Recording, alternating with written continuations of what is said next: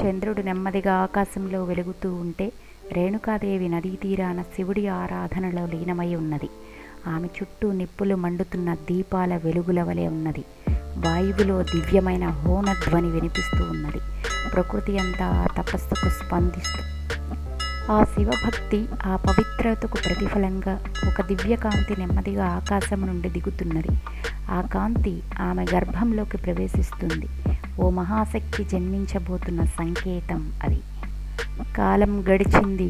ఒక ప్రకాశించే శిశువు ఈ భూమిపై జన్మించాడు. ఆశ్రమమంతా వెలుగులతో నిండిపోయింది.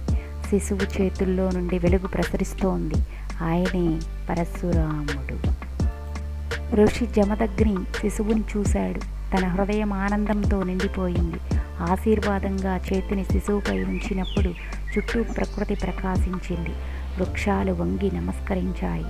పక్షుల కిలకిలలు వినిపించాయి. హంసలు, మయూరాలు, జింకలు అందరూ ఆ చిన్నారి దగ్గరకు వచ్చి తల వంచి నమస్కరించాయి. ప్రపంచం ఆ దివ్య శిశువుని స్వాగతించింది. చిన్న పరశురాముడు తండ్రి దగ్గర వేదాలు, శాస్త్రాలు చదువుతూ తపస్సు, ధర్మం నేర్చుకుంటూ పెరుగుతున్నాడు. ఆశ్రమం చుట్టూ వృక్షాల కింద పరశురాముడు ధ్యానంలో లీనంగా ఉన్నాడు.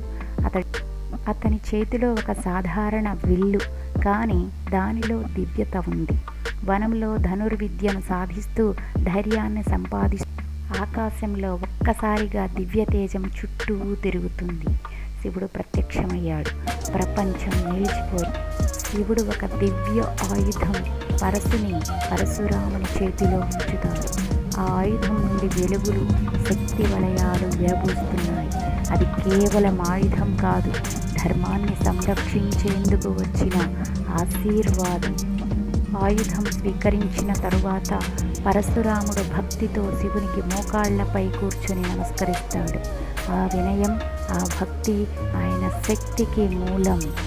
ఆకాశంలో మబ్బులు గాఢంగా మెరుస్తుంది. ఇది ఓ సంకేతం, ధర్మానికి పరీక్షలు వస్తున్నాయి అని. రేణుకా జమదగ్ని పరశురాముని గర్వంగా చూస్తున్నారు. ధర్మరక్షకుడిగా ఎదిగిన తమ కుమారుడిని ఆశీర్వదం.